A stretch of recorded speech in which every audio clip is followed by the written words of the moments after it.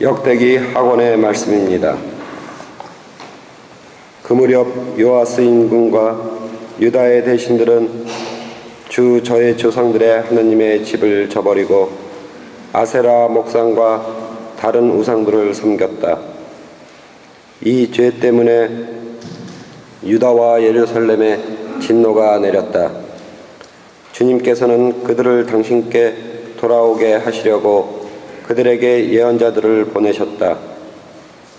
이 예언자들이 그들을 거슬러 증언하였지만 그들은 귀를 기울이지 않았다. 그때 여호야다 사제의 아들 즈가랴가 하나님의 영에 사로잡혀 백성 앞에 나서서 말하였다. 하느님께서 이렇게 말씀하십니다. 너희는 어찌하여 주님의 계명을 어기느냐? 그렇게 해서는 너희가 잘될 리 없다. 너희가 주님을 저버렸으니 주님도 너희를 저버렸다. 그러나 사람들은 그를 거슬러 음모를 꾸미고 임금의 명령에 따라 주님의 집들에서 그에게 돌을 던져 죽였다. 요아스 임금은 이렇게 즈가랴의 아버지 여호야다가 자기에게 바친 충성을 기억하지 않고 그의 아들을 죽였다. 즈가랴는 죽으면서 주님께서 보고 갚으실 것이다 하고 말하였다. 주님의 말씀입니다. 하느님 감사합니다. 주님, 제 목숨 당신 손에 맡기나이다. 이 몸 보호할 반석 되시고 저를 구원할 성체 되소서. 당신은 저의 바위, 저의 성체이시니 당신 이름 위하여 저를 이끌어 주소서. 제 목숨 당신 손에 맡기오니 주님, 진실하신 하느님, 저를 구원하소서. 오로지 주님만 믿나이다. 당신 자애로 저는 기뻐하고 즐거워하리이다. 당신 얼굴 이 종에게 비추시고 당신 자애로 저를 구하소서. 당신 앞 피신처에 그들을 감추시어 사람들의 음모에서 구해내소서.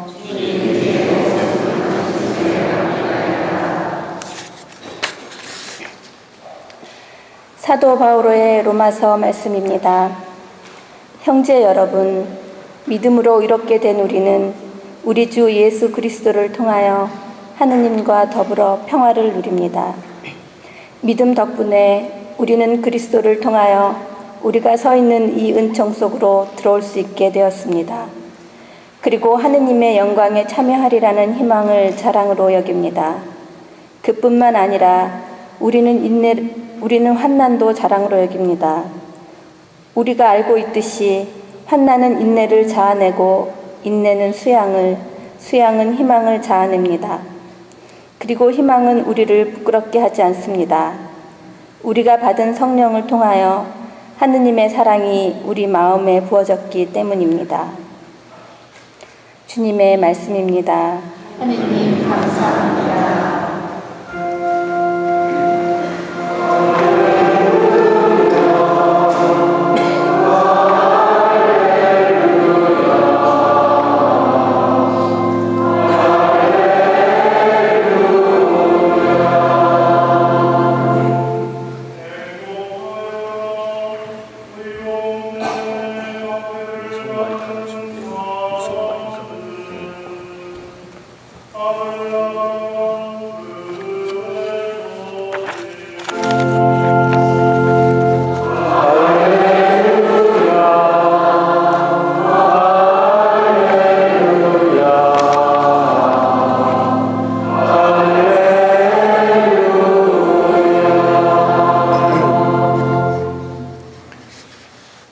주님께서 여러분과 함께 마테오가 전한 거룩한 복음입니다.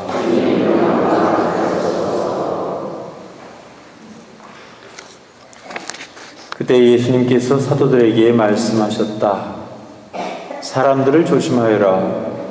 그들이 너희를 의회에 넘기고 회당에서 채찍질할 것이다. 또 너희는 나 때문에 총독들과 임금들 앞에 끌려가 그들과 다른 민족들에게 증언할 것이다. 사람들이 너희를 넘길 때 어떻게 말할까, 무엇을 말할까 걱정하지 마라. 너희가 무엇을 말해야 할지 그때 너희에게 일러주실 것이다. 사실 말하는 이는 너희가 아니라 너희 안에서 말씀하시는 아버지의 영이시다. 형제가 형제를 넘겨 죽게 하고 아버지가 자식을 그렇게 하며 자식들도 부모를 거슬러 일어나 죽게 할 것이다. 그리고 너희는 내 이름 때문에 모든 사람에게 미움을 받을 것이다. 그러나 끝까지 견디는 이는 구원을 받을 것이다.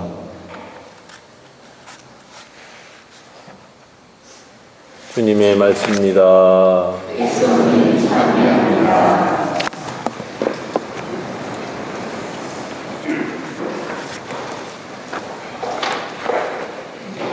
참 예수님, 예, 오늘 우리는 우리 본당의 주보 성인이기도 하고 또 한국의 최초의 사제이기도 하신 김대건 성안드레아 사제의 순교자 대축일을 오늘 우리가 보내고 있습니다. 원래는 7월 5일이 신부님의 축일인데 너무 중요한 의미를 지니고 있는 그런 축일이기도 하고 또 많은 사람들이 김대건 신부님의 삶과 그분의 신앙을 본받아야 되기 때문에 부득이 주일로 이동해가지고 오늘 그 대축일을 지내게 되었습니다. 우리가 알고 있는 것과 마찬가지로 김대건 신부님은 1821년 충청도 솔매라는 그런 고장에서 태어났습니다. 솔매가 고향인 사람 있습니까? 한 분 계시네요. 촌이죠? 네. 제가 한 2차례 간 적이 있는데 지금도 뭐 그렇게 도해진 아닌데 옛날 같으면 진짜 더 산골짜기 그런 동네였을 것 같은데 그런 동네에서 태어났지만 아주 머리가 총명하고 명석하고 또 신앙심이 남달리 깊었다고 합니다. 그래서 거기 그때 당시 본당 신부님께 발탁이 돼가지고 3명의 소년이 마카오로 유학을 갑니다. 지금으로 말하자면 유학입니다. 아마 최초의 서양 언어를 배운 유학생이라고 기록이 되죠. 그래서 김대건 안드레아, 그다음에 최양업, 토마, 최방제 이렇게 3 소년들이 마카오에 가서 공부를 하는데 그 중에 하나는 이질병에 걸려가지고 그 열병에 걸려서 그만 세상을 떠납니다. 3이 갔는데 둘만 남은 거죠. 그 둘 중에서도 또 김대건 신부님이 조금 더 실력이 더 좋았나 봐요. 그래서 1년 먼저 사제품을 받게 됩니다. 그래서 1845년 뭐 지금으로 따지면 까마득한 옛날 이야기 같이 느껴지는데 8월 17일 상해에 있는 금가항이라는 성당에서 사제품에 오릅니다. 그리고 바로 10월 12일 날 귀국해서 지금의 용인 지방, 그러니까 수원, 용인 뭐 이런 중부 지방이죠. 거기서 사목 활동을 펼치다가 1846년 6월 5일 날 체포됩니다. 겨우 1년 만에 체포되는데 그 이유는 다른 외국에 있는 신부님들을 국내로 이렇게 모셔오려고 하다가 그만 발각이 된 거예요.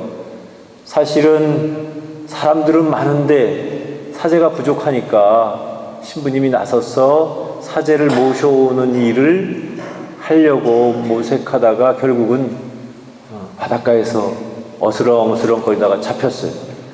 1년 만에 잡혔기 때문에 사실 아깝죠. 그래서 40여 차례 혹독한 고문을 받게 되는데 그 고문은 세계적으로도 진짜 끔찍할 정도의 그런 고문들이 행해졌고 또 회유도 있었어요. 왜냐하면 그 당시에는 유일하게 불란서말을 능통하게 할 수 있었던 분이었기 때문에 국가에서는 이분을 좀 써먹으려고 했어요. 그래서 당신이 천주교만 배교하면 바로 통역관으로 관리로 쓰겠다, 벼슬을 주겠다 그렇게 이야기했지만 신부님께는 그게 중요한 게 아니었죠. 그래서 결국은 그 모든 것을 거절하고 순교를 하게 되는데 새남터라는 동네, 요즘 거기 성당이 생겼어요. 새남터 성당이 생겼는데 거기에서 이제 순교를 하게 되는데 사용 방법은 군문효수영이라는 겁니다. 군문효수영. 이게 뭔 줄 알아요? 칼로 목을 치는 거예요. 끔찍한 거죠. 요즘 아마 그런 형벌이 있으면 해외 토픽에 나올 것 같아요. 아직도 이렇게 끔찍한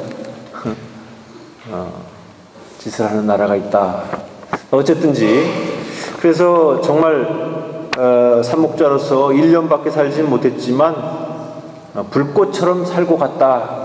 그렇게 보고 싶습니다. 그렇게 말하면 맞는 말인 것 같고 그때 겨우 신부님 나이가 26이야. 26.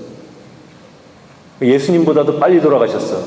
뭐 그렇게 급했는지 빨리 돌아가셨어요. 그래서 사실 크게 남긴 것은 없지만 그분께서 하신 그런 모습, 늠름한 모습, 당당한 모습, 용기 있는 모습 이런 것들이 후대 신앙인들에게 큰 귀감이 되었지요. 신부님께서는 사형 선고가 집행되기 전에 다음과 같이 큰 소리로 설교를 했어요. 나의 마지막 때가 왔습니다. 나는 천주를 위해 죽습니다. 영원한 생명이 시작하는 것입니다. 여러분도 죽은 후에 행복을 찾으려면 천주를 믿으시오. 그 목이 칼을 받기 바로 직전인데도 그렇게 큰 소리로 설교를 하셨어요. 그리고는 옷옷이 벗겨지고 두 귀에 화살이 이렇게 꽂히고 또 머리칼을 이렇게 위에다 이렇게 동여매가지고 이렇게 하늘로 이렇게 향하게 했어요. 이제 정말 칼로 잘리기 바로 일보 직전인데